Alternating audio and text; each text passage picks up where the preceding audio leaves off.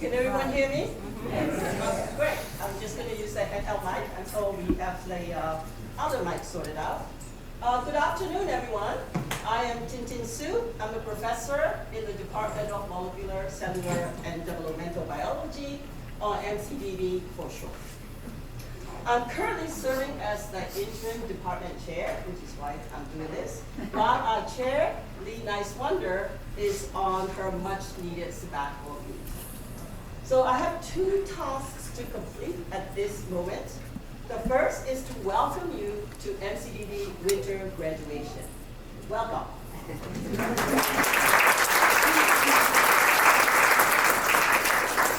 It's really wonderful to see you and share this happy and exciting occasion with you.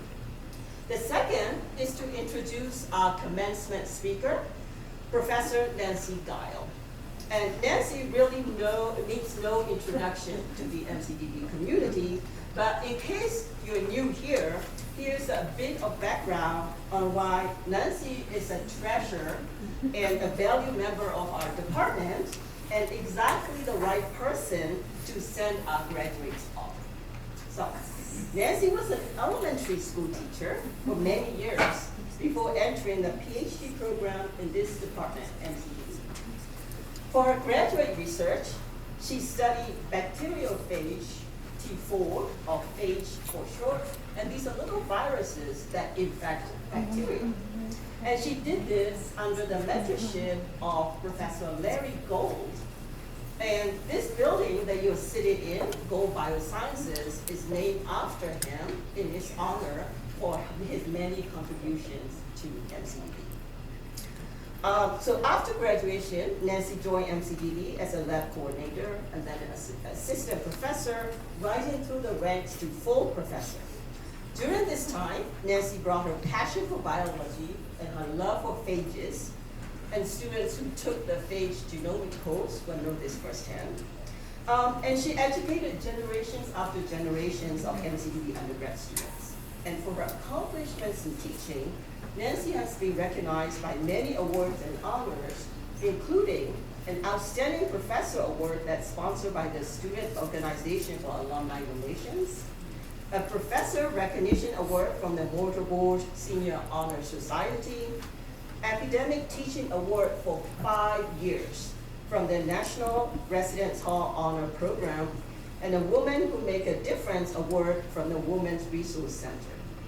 She's a 2-time winner of Mariner Smith Award for faculty who have made a positive impact on undergraduates given by the CU Parents Association. And a former undergrad student who appreciates Nancy's teaching that he donated funds for the Nancy Guile PhD Endowed Scholarship for undergraduate MCDB students that will keep benefiting the students in our department. So hint, hint, that would be another way to honor Nancy. So it is my honor to welcome Dr. Nancy Guile.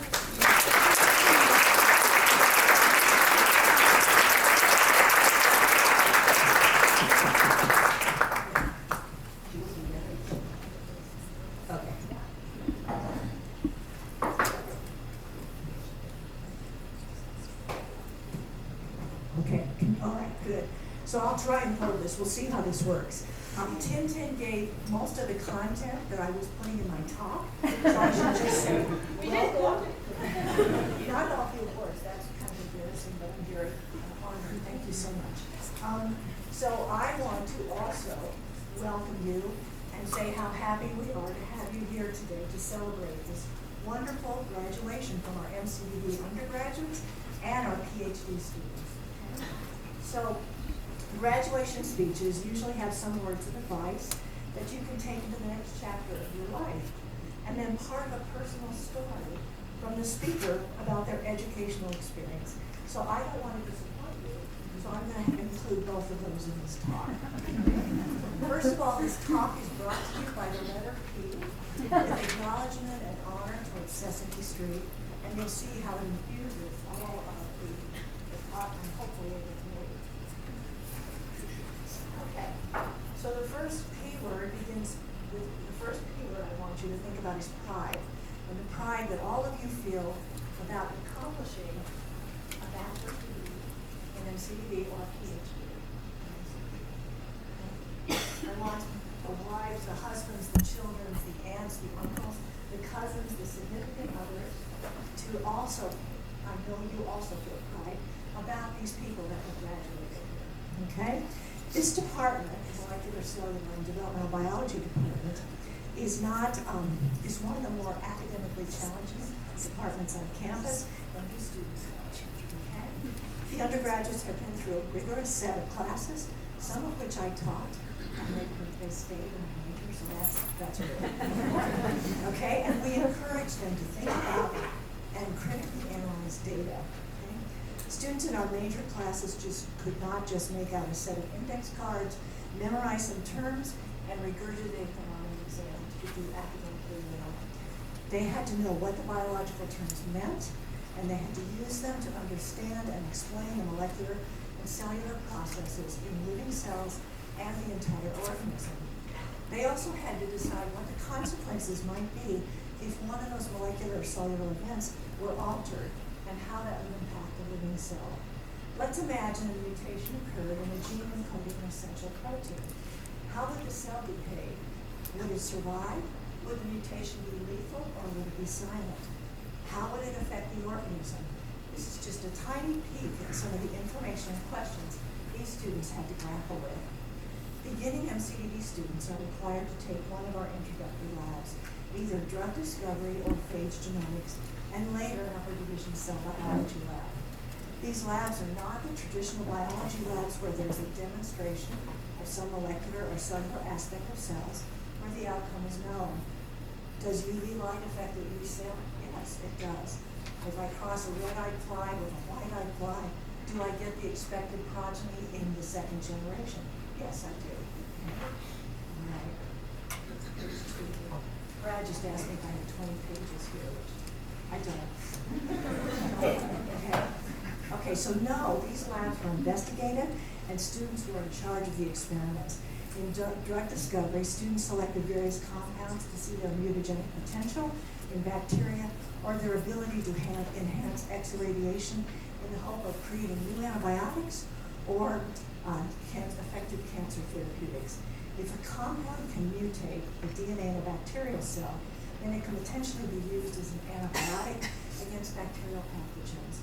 As you know, bacterial pathogens are becoming more antibiotic resistant due to the overuse of antibiotics in the world, and it is predicted by 2050 that these antibiotic-resistant bacterial pathogens will kill more people than cancer. So it's a serious concern. It needs to be solved with a testable scientific approach. In phage genetics, which I teach with Dr. Riley and which Dr. Gilman used to teach, students isolate a novel bacteriophage from the soil and characterize it during using current molecular biology techniques. What is a bacteriophage? Tintin already explained it, but I'm going to explain it to you again, okay?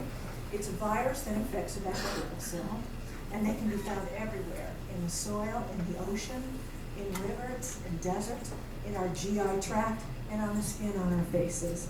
The phage, which starts with a P, okay, so there's our letter again, we investigate, and these labs are composed of protein and DNA. They look like tiny lunar modules, and they have a head and a tail, sheet, and tail fibers or a tail spike. And they bind to their specific bacterial host, inject the DNA that's in their head into the host, and use the host machinery to make more of them. And when they do that, they burst out of the host cell, destroying it. So it's another possible antibiotic that we could use, hopefully, in the future, and is being used in some ways now.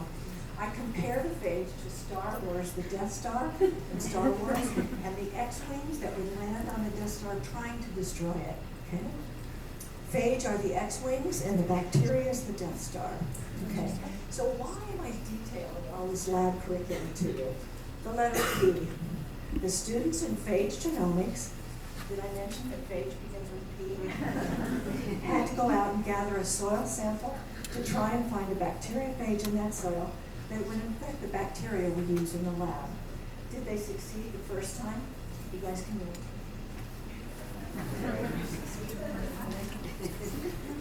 Second time? Oh, good. Third time?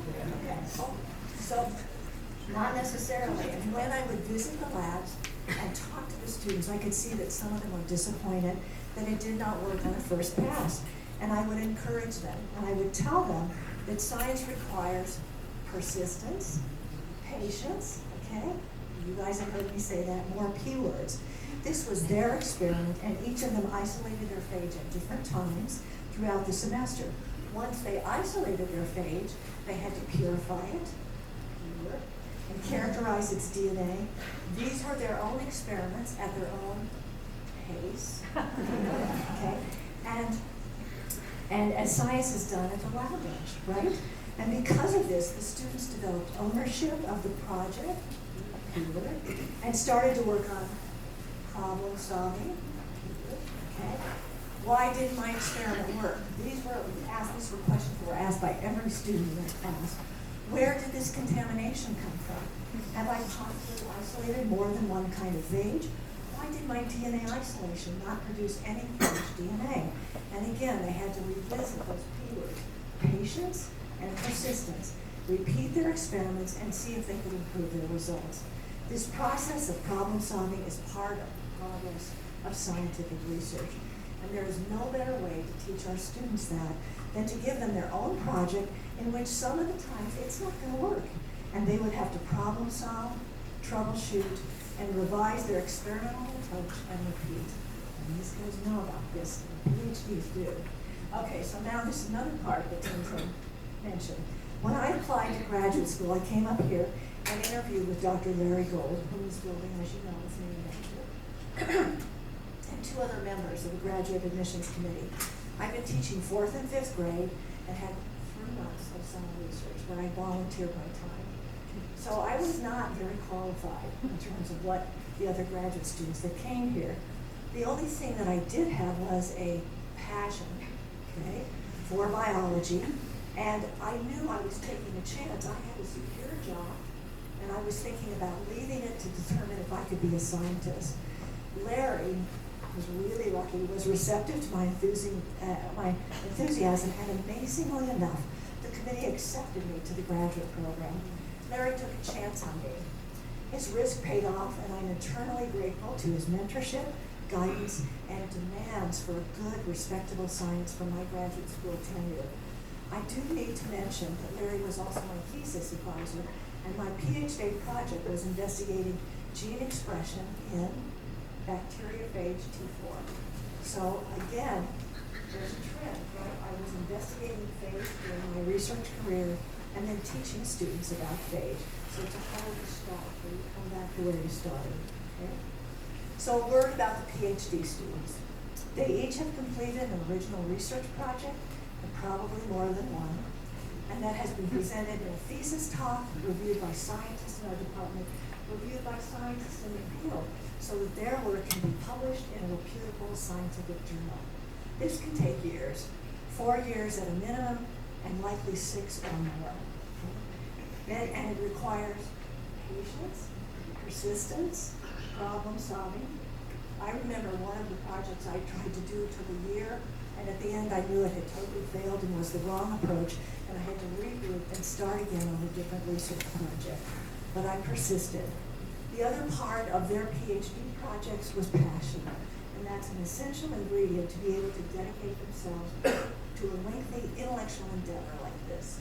You really need the passion to carry you through. Okay, so the final thing that all of us went through.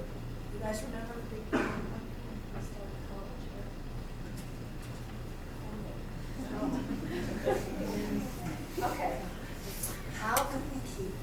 students safe during this worldwide pandemic. Their classroom lectures were on Zoom. If graduate or undergraduate students came to the lab, they had to come at a special time, they had to wear masks, and there was a limit to how many people could be in those classes or those research areas. These students persisted, and they were patient and worked to problem solve this immense challenge due to their passion for biology. And the virus that was responsible for this worldwide pandemic became a topic in their classes. Dr. Martin went over that in great detail in the intro for many of you. The cellular and molecular events of viral infection, how the virus entered the cells, how the viral RNA was made into protein. You'll hear about RNA. They know, ask them about RNA. They'll tell you exactly what it is and how it produces protein. Also, how the RNA vaccine could be delivered to target cells. What key elements were built into that RNA so the protein that was made from it could be displayed on the surface of the target cell and direct an immune response so that we would build up antibodies to this virus. This was a huge challenge. COVID was a huge challenge. We all know that. And these students overcame it. Persistence, progress, patience, problem solving. Okay, so the letter P is what I want you to take from this talk. Persistence and patience, problem solving, and a passion for your work. Wherever you wind up in the world, whether it be science research, academics, biotech, teaching, pharmacy sales, managing a food truck, or woodworking. And all of those, our graduates or PhD students have, some of them have participated in some of those left of centers jobs. Okay, and one last reminder. Well, so we go back to the patience, persistence, problem solving. Well, these skills are important in science, but what they're important most of all is in the world. When you go out there and you have to face what we have to face, the ups and downs that we have faced and will continue to face. So, one last reminder, take a chance.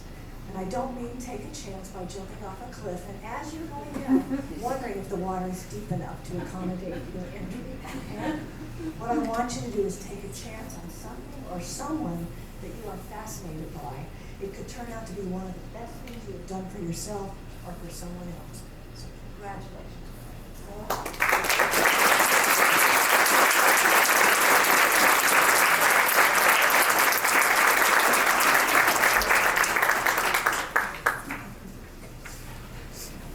That was great. Thank you. Please join me in welcoming the two student speakers, Rebecca Carroll and Cody Beebe.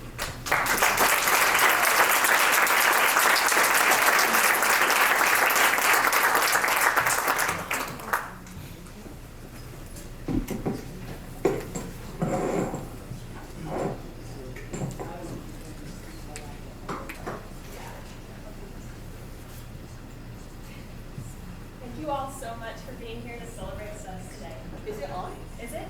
Maybe not. No, it's on. Hello. Now it is. All right, great. Thank you all so much for being here to celebrate with us today. To the incredible and supportive MCDB faculty, and to our amazing friends and family who have cheered us on. Thank you for your unwavering support and love. It means the world to us. On a personal note, I'd like to thank my family for coming out. I couldn't have done this without each of you. We have all worked so hard to get here today. So I just want to say, and Cody and I just want to say that we are incredibly honored to have had the opportunity to learn alongside some of the most brilliant, selfless, and motivated people that we have ever met. We want to give a special thanks to Dr. Jenny Knight. I'm deeply grateful for your mentorship and guidance during my time at CU. In the fall of 2023, I sent Dr. Knight a cold email, and she welcomed me into her biology education research lab. And during my first ever lab meeting, I was clueless, but I remember feeling so inspired by this community of individuals, dedicated to improving learning for students. Throughout my time in the MCDB department, I have learned a valuable lesson in how to evolve as a lifelong learner and the importance of building community and friendship along the way. Though it felt like it at times, learning is not all about memorizing. It's about building connections, collaborating with others, and supporting each other. And that is one of the most special attributes about this department, our robust community in which everyone seeks to help one another succeed. When I first started at CU, I didn't see the value in forming study groups. But when I started studying with people like Cody, I quickly realized just how fun and rewarding collaborative learning can be. And building friendships through mutual support and understanding is critical. Yes, sometimes in the thick of it, we have but one brain cell to share between the two of us. But nevertheless, we made it through. Luckily, I think I have it right now. And supporting each other is a skill that we've all developed here. And it's an asset that we can carry with us into whatever lies ahead. So as we move into the world, let us never forget the invaluable friendships that we have built here. They are so special. Don't let them go. In addition to the importance of collaboration, I've gained a new appreciation for trying new things, making mistakes, and adapting to change. Speaking of adapting to change, let's take a second and reflect on where we all were when we first started here. Going into our first college classes, the difficulties sometimes felt insurmountable. But just this last week, we took finals for classes that were substantially more challenging, and we conquered them. And through these experiences, we have proven to ourselves that things may not necessarily get easier, but we adapt and get stronger. And I remember when I first got here, I was apprehensive about putting myself out there, meeting new people, or taking new risks. But over time, I realized that I shouldn't be afraid. I shouldn't be afraid. I should embrace new experiences because they are opportunities to learn and grow and discover who we are. And yes, these experiences may sometimes feel scary or uncomfortable because they're new, but we can always take comfort in the fact that there is something to be learned from them. And I had the opportunity of TAing for cell bio for the past 2 semesters with Charlie right there. And I remember feeling absolutely terrified of the responsibility of leading my first ever exam review session. So to prepare, I went through and I wrote out the most detailed speaker notes that I possibly could, down to the very last reminder to stop and breathe. And then the day of the review session, I was so nervous. I got up to the podium in this very room and I began to talk really, really fast. A million miles an hour, to the point where a student had to raise their hand, look me in the eyes, and said, "Please, slow down." And then after that review session, I realized that as students, we're all just trying to get through our next midterm. They're not here to judge my presentation. So at the next one, I ditched the crazy speaker notes, and I just focused on sharing what I know. And I was so much more relaxed. And now doing review sessions with Charlie has become one of the highlights of that semester. And so I share this with you to say that we're confronted with new challenges every single day. And the challenges themselves may not necessarily get easier, but we adapt and we get stronger. Now sometimes, learning experiences don't pan out so picture perfectly. For example, last May, I joined a summer research project that was focused on optimizing growth conditions for cells with this potential application in lab cultivated meat. And then, unfortunately, a week into the summer, my mentor left the university.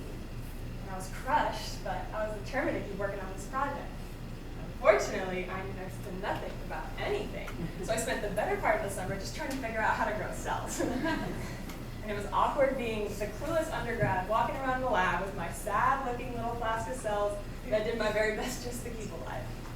And then just when things looked like they were starting to take a turn for the better, my cells were contaminated. With a heavy heart, I poured bleach in the flask and I dumped my sad little cells down the drain. And I share this embarrassing story with you because sometimes the best learning experiences happen through failure. Though I didn't learn what I necessarily set out to, I did develop confidence and independence in the lab. So I urge you all, do not shy away from opportunities that seem daunting, or let the fear of failure hold you back.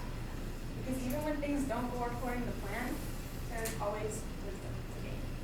Now, we are about to embark on the next steps of our careers and experience some substantial change. I don't know about you guys, but that feels huge to me. So I just remind you that you can do hard things. You've proven it in the past, and you'll do it again as long as you continue to believe in your own ability. Now with that, I'm going to pass the brain cell over to Cody.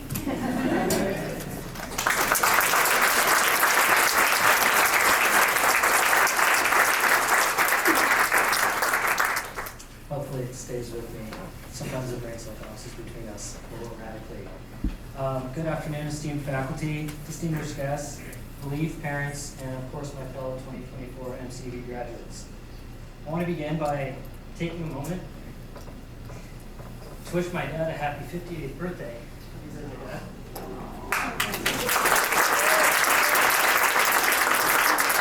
Now, you may be wondering to yourself, what does my graduation have to do with Cody's dad's birthday? That is a totally fair question. Please let me explain. You see, a few years ago, my family received the devastating news that at just 55 years old, my dad had cancer, multiple myeloma and lymphoma. And with only a pretty rough go at MCDB 1150, a very rough go at MCDB 1150, and a small bit of genetics under my belt, I thought surely I could find a paper or a lab out there that would provide us with a solution to this problem. His doctors, who have dedicated their entire adult life to studying blood cancers, clearly just weren't looking hard enough. As we all know, after being humbled over and over with each subsequent MCDB course, I quickly realized that I was wrong. As I read paper after paper and dug into the research about at least 24 labs, I was reminded for the 1000th time how little I really know so far about molecular, cellular, and developmental biology. Well, since I wasn't able to find that magical paper or resource that would save my dad, I had no choice but to accept what the experts had been telling my family and me all along. Over the next 2 years, my dad, with my mom always faithfully by his side, spent months at a time in the hospital. He received an autologous stem cell transplant and countless hours of chemo and radiation. And for about 3 months, he went home. And we thought, maybe with some management, he can live with this thing. He went back to work, he started exercising again, eating normally. Everything looked pretty good. Then this past February, his cancer came back with a vengeance. Suddenly, my dad was being emergently flown from his home in Glenwood Springs on a Flight for Life helicopter. The doctors in Glenwood didn't think he'd even make it the 45-minute flight down to Denver. Spoiler alert, he did. Eventually, and only after things were just about as bad as they could get, my dad was accepted into a chimeric antigen receptor, CAR, T-cell therapy clinical trial. CAR T-cell therapy is a revolutionary treatment approach for cancer and autoimmune disease where the patient's own T-cells are genetically modified using retroviral or lentiviral vectors or clustered regularly interspaced short palindromic repeats, aka CRISPR, precise gene editing technology. Now, if you didn't understand anything I just said, talk to your new graduate and see that in terms of education, you got your money's worth. Simply put, my dad's own immune cells were genetically engineered to make a key on his cell surface that perfectly matched the lock on the cancer cell surface such that it could be recognized and destroyed. It's pretty cool, right? Yeah.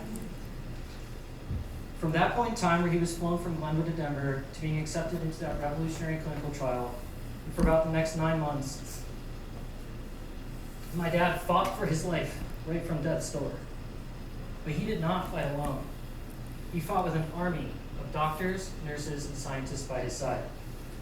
All throughout this journey, it was those professionals in whom we put our trust and who guided us and fought for my dad's life that brought my dad to today, his 58th birthday, a day we didn't think we'd be lucky enough to see just 8 months ago. You see, every single one of those professionals at one point sat exactly where we are today as newly graduated scientists. In fact, 2020 Nobel laureate Dr. Jennifer Doudna, who co-developed the very CRISPR gene editing technology that saved my dad's life, trained here as a postdoc scholar at CU Boulder under Dr. Tom Cech, another Nobel laureate. Every single one of us graduating today has the potential to transform the fields of education, science, medicine, and technology. No matter the endeavor, we must pursue our passion first and foremost with a reverence for the peoples whose lives may be changed on the other side. The families whose holidays will be full of celebration instead of grieving, the lovers who get to share one more anniversary, and the children who get to see the proud smile on their dad's face at graduation.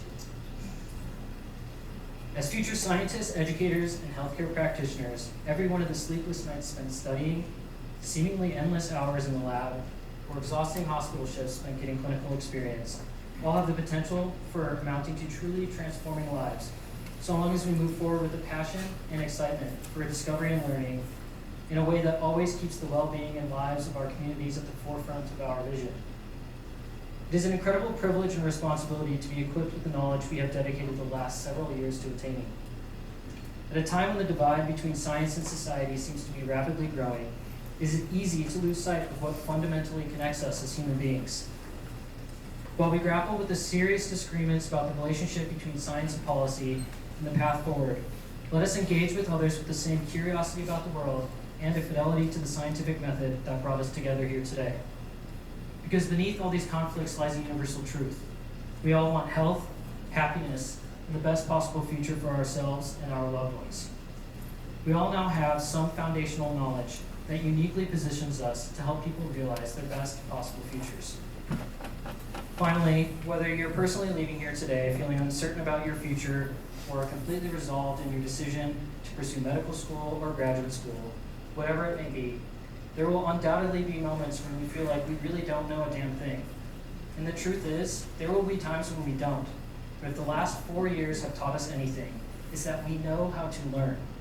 After all, we did end up figuring out how to survive MCV 1150. Thank you very much.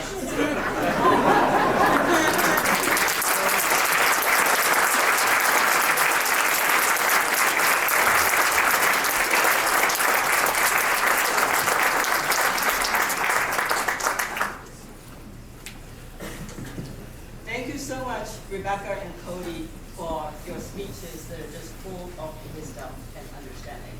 And what do you say? We did something right, right? So it's my pleasure now to introduce the MCDB Advanced Degree recipients. Some of whom have already moved on to the next jobs, are not here, but we will still recognize their achievements. The first is Liza Eden Grossman, and she got her PhD with Dr. Zoe Donaldson, and her thesis is entitled Transcriptional Mapping of Social Bonds. How do we sync up with the partners? Linda?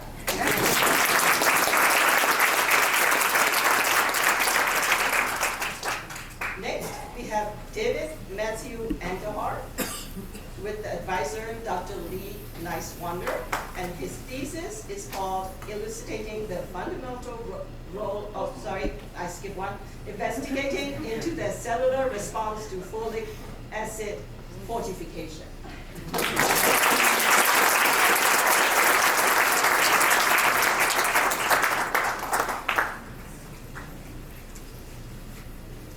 All right.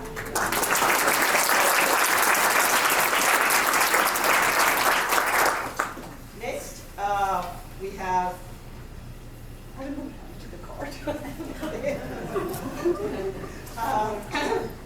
Theodore Eugene Iwar-Q. Advisor, Dr. Bradley Owen, and the thesis is entitled Elucidating the Fundamental Role of RNA Binding Protein, TDP43, in skeletal muscle.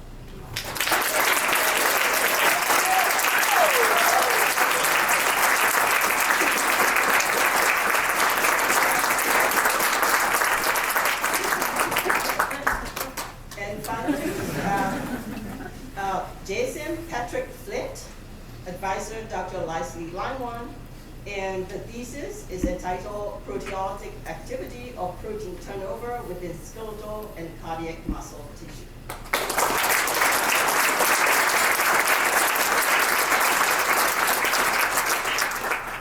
I will welcome Professor Jenny Knight for the undergraduate degree recipients. Hello, everybody, and welcome to this wonderful event. It is my honor to, again, to read out the names of all of the graduating seniors today. I just poked myself with a pen and I'm bleeding on the program. There is one MCD honors degree recipient. I don't believe he's here, though, Jackson Raymond Kaminsky, but I'm going to read out his honors thesis project anyway. He received summa cum laude, and his advisor was Dr. Tomczak, who was just mentioned. And his thesis title was Towards Visualizing the Process of Peptocytosis, Varroa Destructors Stealing the Telogenin Protein from Apis mellifera, which I believe means he was studying honeybees. Okay, so the Students are going to come up, and I'm going to read their cards, and I'm going to sit over here because I'm fun. All right, we've got Harrison Michael Schechter with a degree in MCDB and a minor in classics. Yeah!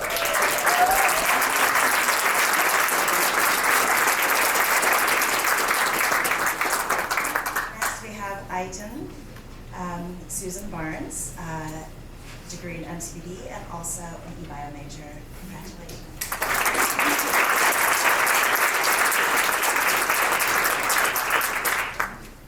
Next we have Ryan William Farmer Smith with a degree in MCDB.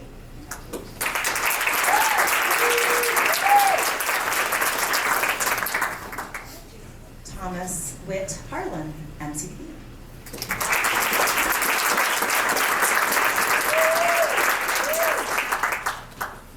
Jocelyn Gunn with a major in MCDB and biochemistry.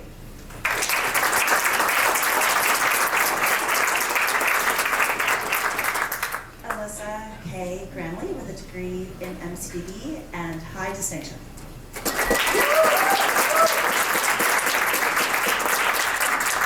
Cody Jameson Bean with a degree in MCDB and a minor in public health, and also a Tillman Scholar and an all-around fabulous person.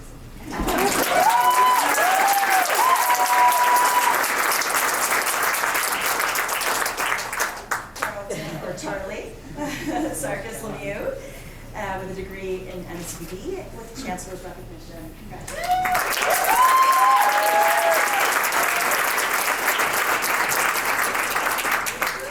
Rebecca Carmela Carroll with a degree in MCDB with high distinction and also an all-around fabulous person.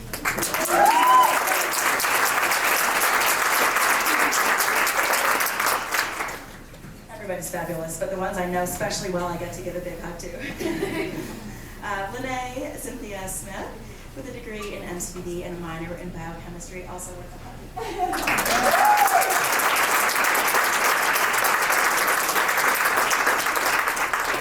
Hayden Owen Clarkson with a degree in MCDB.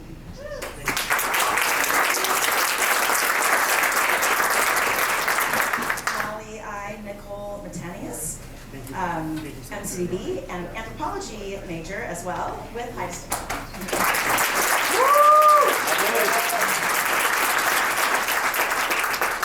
Morgan Ann Matus with a degree in MCDB and a biochemistry minor with high distinction.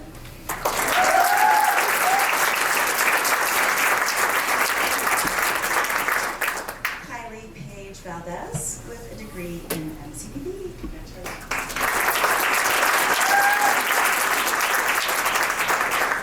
Paige Sarah Daniels with a degree in MCDB and classics with high distinction.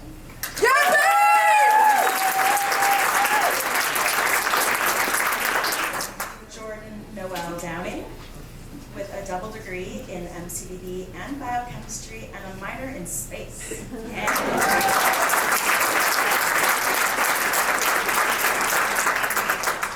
Madison Paige Leibach with a degree in MCDB. Congratulations.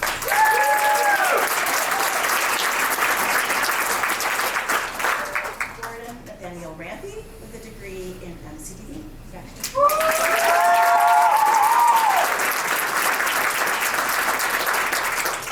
Logan Lynn Gaspard with a degree in MCDB.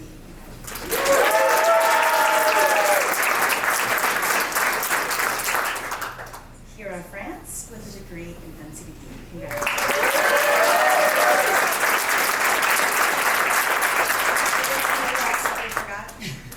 Nobody else? Well, congratulations to this wonderful group of graduates.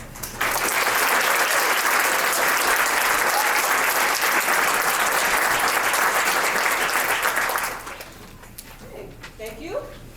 And I want to thank the MCDB staff for putting on this event. A lot of work went into this. So, round of applause.